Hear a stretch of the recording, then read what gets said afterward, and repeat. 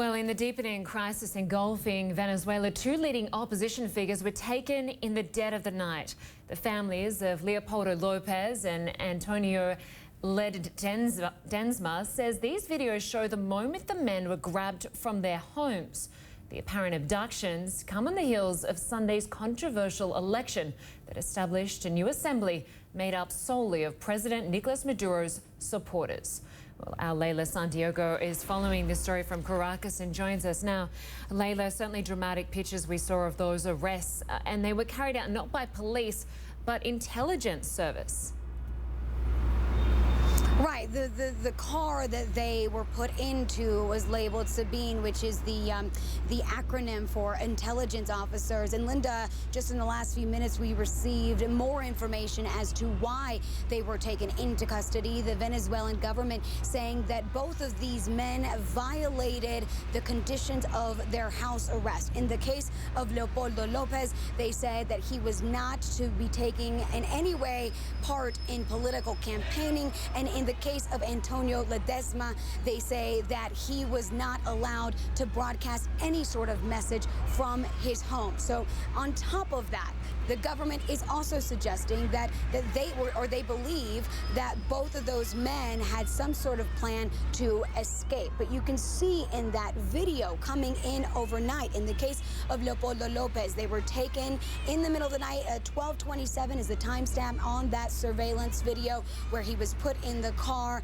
In the case of Ledesma, much more dramatic, as you can see him resisting being taken in by officials, neighbors in the area, yelling dictatorship as he was being taken in, and yelling they're taking Ledesma as a way of alerting the entire neighborhood. So all of this happening in the middle of the night, people waking up to this, and this is just one day after the United States has said we are now targeting President Maduro because we believe he is on the road to dictatorship, given that he now has a new assembly that could rewrite the Constitution, that could give him more power. Now, what the United States has not touched, although they have sanctions targeting individuals, they still haven't gone after the oil. They haven't threatened yet to take away that back and forth. The United States buys a lot of oil. And even though President Trump has said he is ready to take swift economic actions, when I talked to someone from the Trump administration,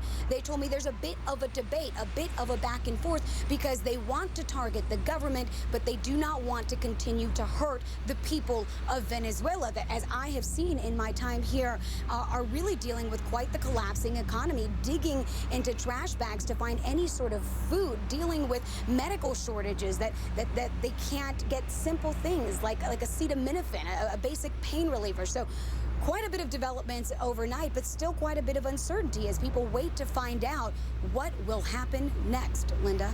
And speaking of what will happen next, you mentioned the US has dismissed this election result, and they are not the only ones. We know Canada, Britain, many of Venezuela's neighboring countries won't recognize this election. So what will the next move be for the president? Well, President Maduro has already said that this is about sovereignty, that they do not want anybody telling them what to do. He often uses the word imperialism.